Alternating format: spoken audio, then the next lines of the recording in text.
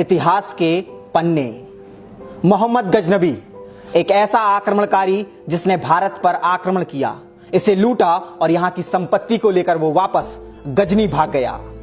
जब गजनबी भारत से लूटी हुई संपत्ति को गजनी ले गया और उसने अपने भांजे सलार मसूद को यह धन दौलत दिखाई, तो उसके भांजे सलार मसूद के मन में लालच जाग उठा और उसने अपने मामा की ही तरह भारत पर आक्रमण करके यहां की संपत्ति को एक बार फिर से लूटने और यहां पर हुकूमत करने का निर्णय लिया। सलार मसूद आंखों में लालच लिए अपनी 1 लाख से भी ज्यादा सेना के साथ भारत की ओर बढ़ चला। मसूद की सेना सिंधु कुश नदी को पार करके पंजाब में दाखिल हुई, जिसके बाद सलार मसूद का पहला सामना भारत के 2 वीर योद्धाओं से हुआ, जिनका नाम था आनंद पाल शाही और अर्जुन सिंह।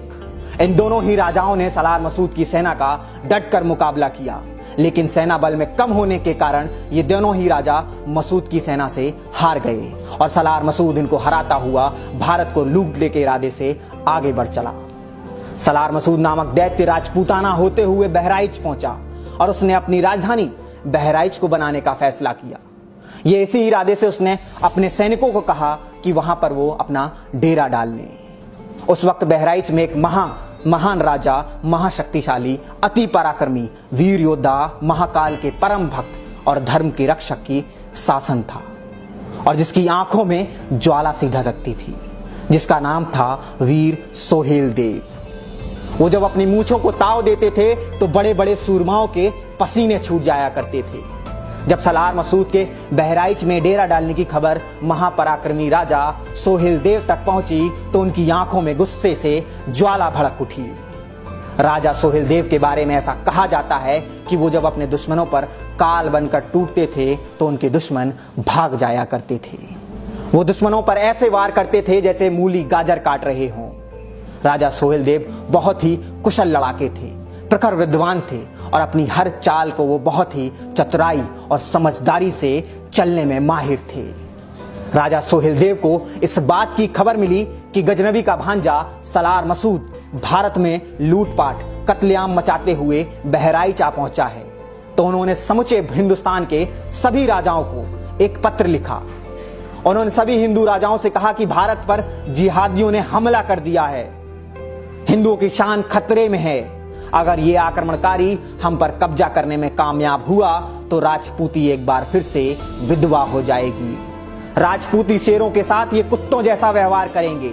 अब ये फैसला आप सभी को करना है कि इस जिहादी के आगे अपना सर झुकाना है या फिर इनकी गर्दनों को इनके धड़ से उड़ाना है।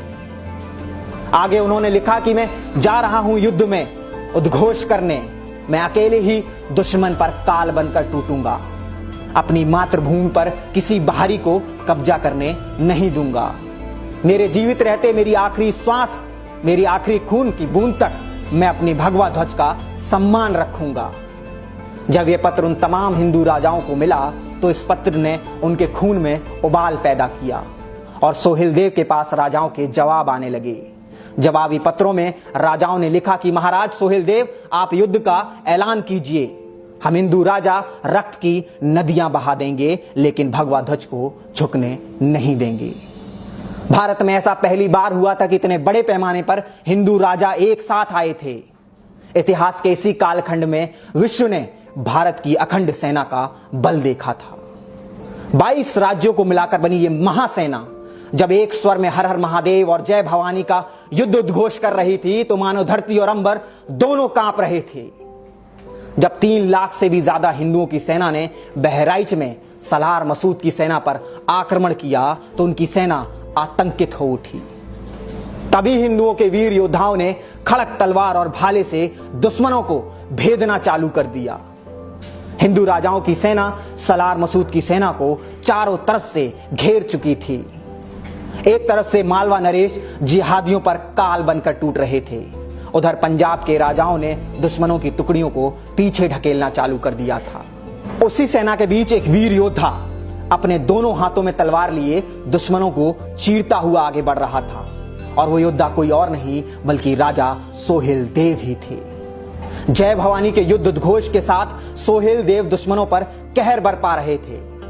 वो लगातार दुश्मनों को काटते हुए आगे बढ़ रहे थे। इस युद्ध को सभी हिंदू राजा धर्म युद्ध के तौर पर लड़ रहे थे और धर्म युद्ध के लिए जब कोई योद्धा लड़ता है तो वो या तो मरता है या तो मारता है। सलार मसूद ने जब हिंदुओं की संयुक्त सेना देखी तो उसे पता चल गया कि अब उसकी सेना पर मौत के काले बादल छा चुके हैं। इसी डर से सलार मसूद तुरंत अफगान की तरफ भागने लगा, लेकिन वो ज्यादा दूर तक भाग नहीं सका और उसकी सेना को महाकाल के परम भक्त राजा भोज ने घेर लिया और राजा भोज ने सलार मसूद को युद्ध में अपनी तलवार से 2 टुकड़ों में काट दिया और इस युद्ध में लगभग सारे आक्रमणकारी मौत के घाट उतार दिए गए। बहराइच में हिंदू राजाओं ने वाकई में रक्त की नदियां बहा दी थी। हिंदू राजाओं ने सलार को हराकर भगवा की आन बान और शान कायम रखी।